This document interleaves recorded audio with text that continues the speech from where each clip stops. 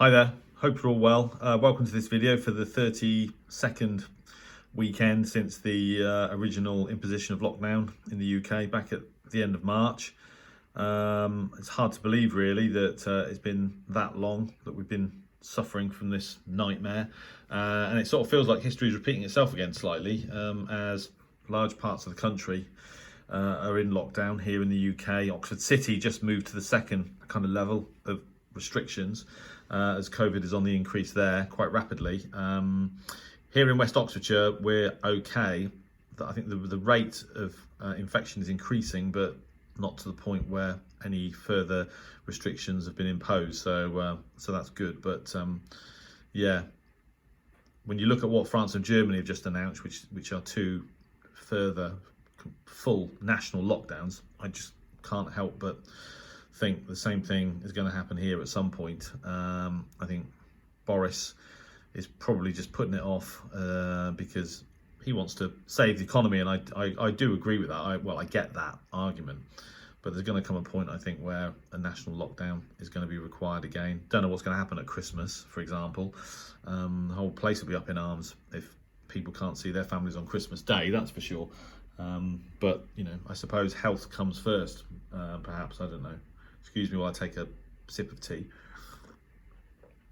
So, still, a lot of people stuck at home. I'm still working from home. And as I've said many times before, this great hobby of ours lends itself perfectly to those of us that aren't able to sort of move around as much anymore. No different this weekend. Some of you will have seen a video that I posted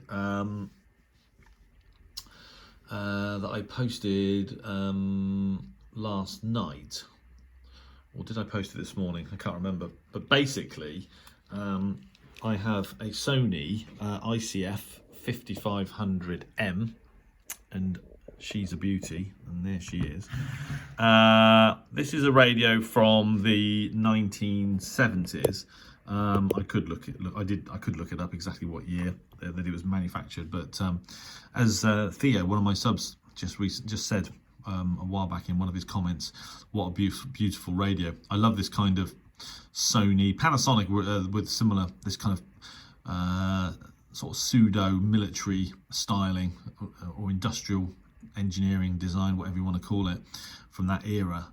And I don't use this radio very often, but I don't know why. Last night I just felt inclined to get it out of the cupboard, and I attached my 36.4 meter end-fed wire antenna that I use for ham radio, which is via the MFJ 949E, as you can see there, so it's matched. And the reason I do remember, the reason I got it out was because I've been hearing Radio Clube de Para in northern Brazil. This is a regional shortwave station in Brazil, so strongly recently. I thought it might be possible that I could copy it on this radio with my wire. And when I tuned it in with the wire attached, I was literally blown away by the strength and the clarity of the signal on this old 5500M. Absolutely superb. Now, some of you will have seen that video on the channel already, but if you haven't, I encourage you to watch that video, because it just demonstrates, don't get me wrong, Radio Clube de Para is at times the strongest signal you're going to hear outside of North America on the tropical bands. But the way that I copied it on this radio this morning, it was actually, I thought was absolutely incredible. And it inspired me to then try the same thing with the Sangean ATS 803A, another radio. Well, this is a radio actually. I mean, the Sony I bought 2 or 3 years ago at the Harwell Amateur Radio Society annual rally. This Sangean, I've had it so long I can't remember if I bought it or it was bought for me for my birthday. But basically, I obtained it in about 1988 and tried it, couldn't hear anything, and it ended up in the garden shed for over 20 years. And then when I got back into shortwave radio, a few years ago. I got it out of the shed, it wasn't working, it was basically corroded. The battery compartment had basically rusted away. So some low-level repair work got it running again. And so this morning, having copied Radio Club de Paris so strongly and so clearly on the 5500M, I tried it on this radio. Now this radio actually doesn't have a BNC for a shielded sort of wideband antenna connection. It has like a banana plug socket, which is perfect because my end-fed wire for top band is terminated with a banana plug. So plugged it in, and I've also uploaded that video, and you will have seen it, and it was incredible as well on that radio. So so this weekend, I now feel inspired to try a few of my portable radios that I haven't used for a long time, and that is one of them. The other one is this.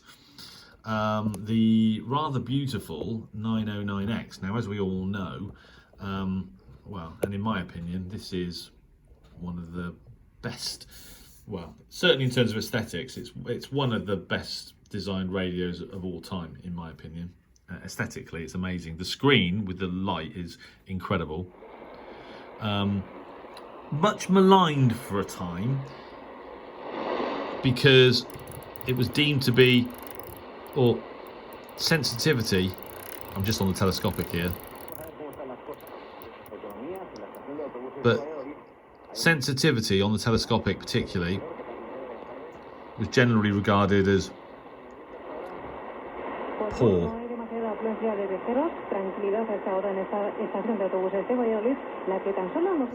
Generally regarded as poor, and I have tested this radio outside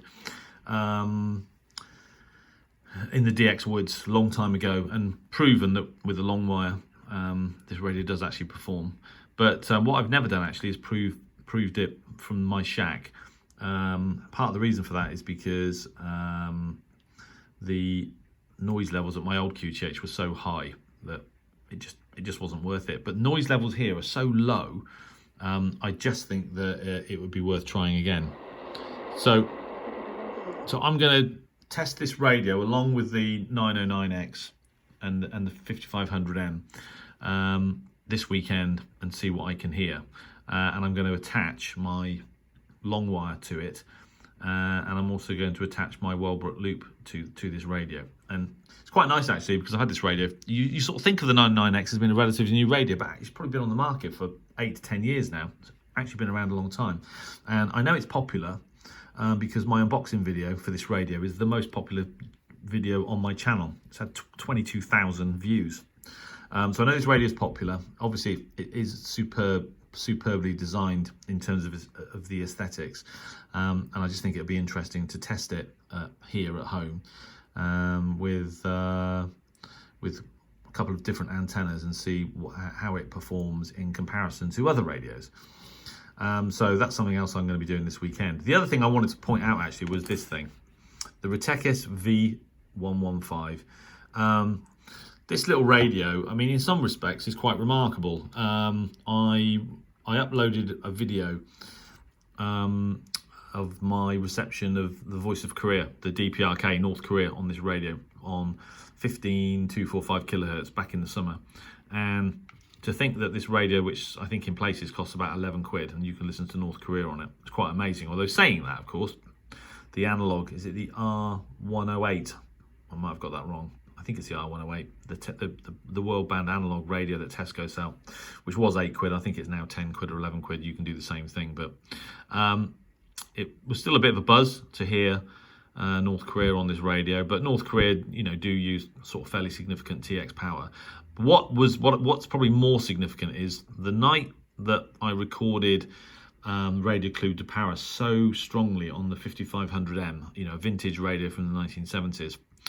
You'd think that you could hear that on any radio. So I got this little thing out and I attached the wire to the telescopic, expecting it to overload. But in actual fact, I could actually hear nothing. I couldn't hear anything from Radio Club de Paris on this radio at all.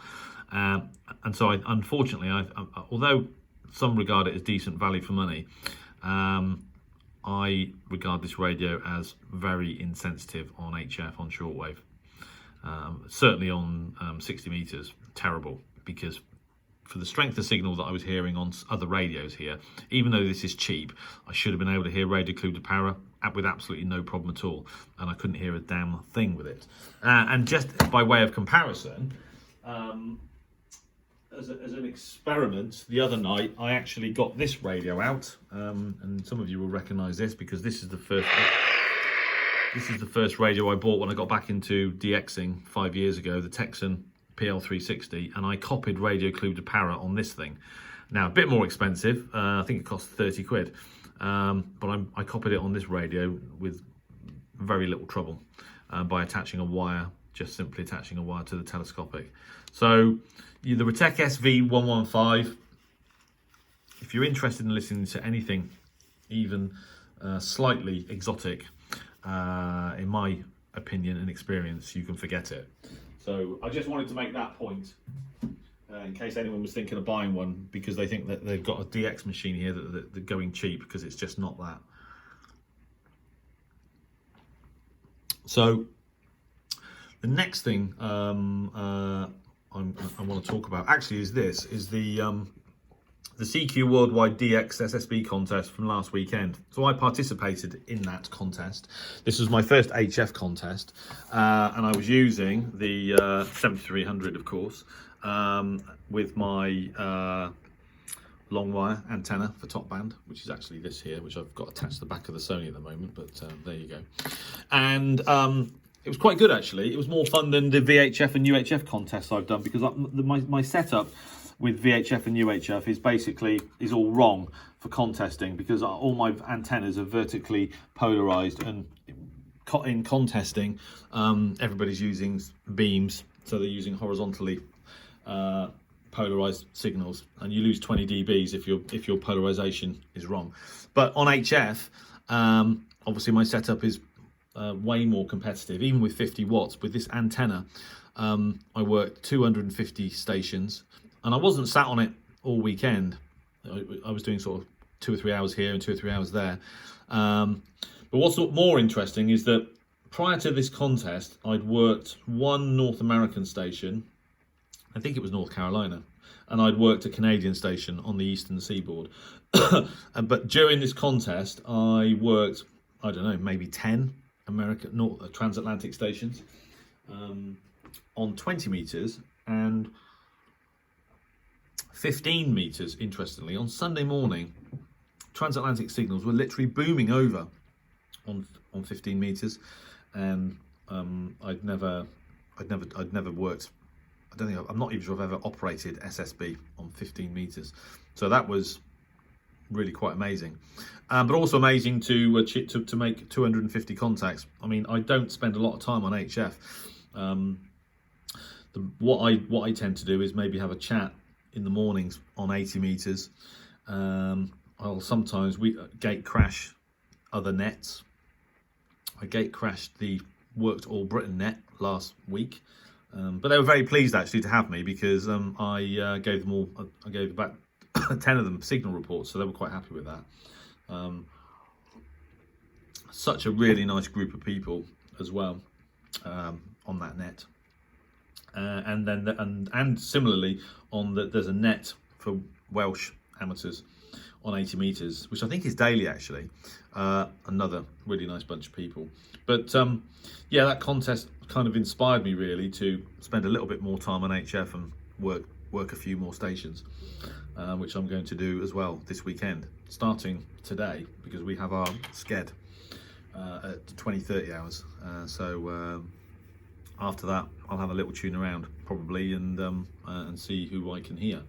So it's the thing about ham radio is that it's, for me, I suppose it's the way that the hobby for me can evolve, because although yes, there is a new station on shortwave on 40 kilohertz Colombian religious station, which I can't hear. I can only hear the Peruvian station, Radio San Antonio, on the same frequency.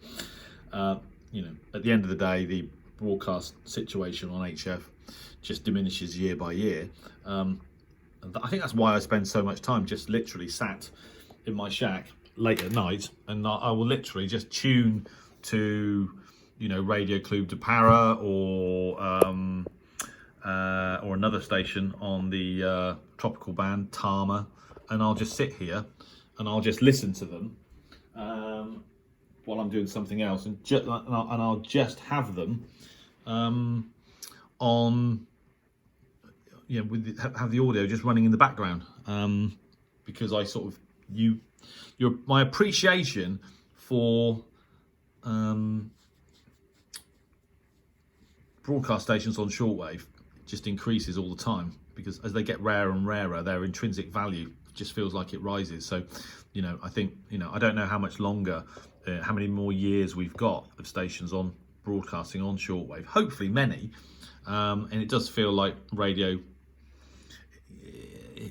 its stock is increasing during these turbulent times. Certainly, as far as ham radio is concerned, there's been a massive surge in interest.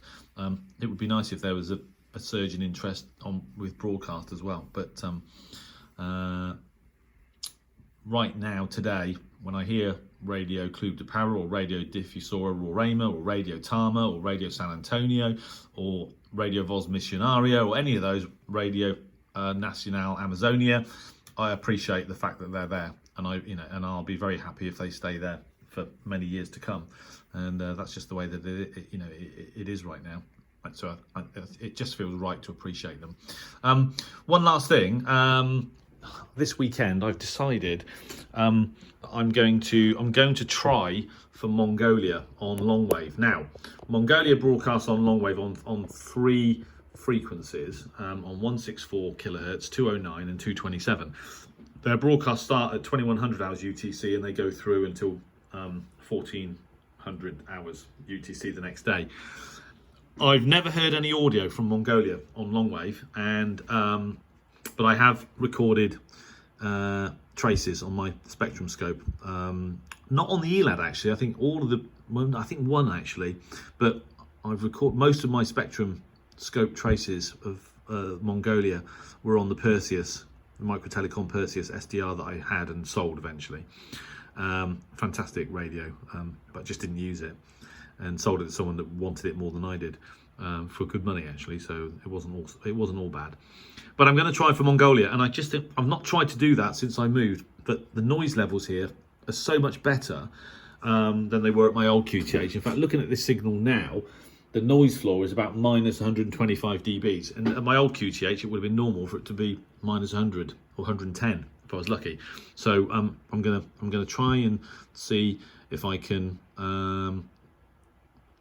copy anything from Mongolia on longwave. Someone once said to me that copying Mongolia on longwave was like the holy grail of DXing, and I only know one other person that I personally know that's done it, and he's in Romania, which means he's a little bit closer to Mongolia than we are here, but still a fantastic feat for that guy to actually. I think he copied them on a portable. I can't remember what radio it was. It might have been.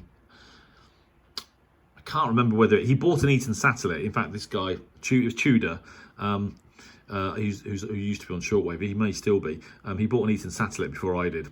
I was hearing some, and he was the guy that kind of made me think, well, actually, I want to buy that radio. You know, he inspired me to buy the Eaton satellite, and we all know great things came from that. Well, that's the same guy that has copied audio from Mongolia on longwave from Romania.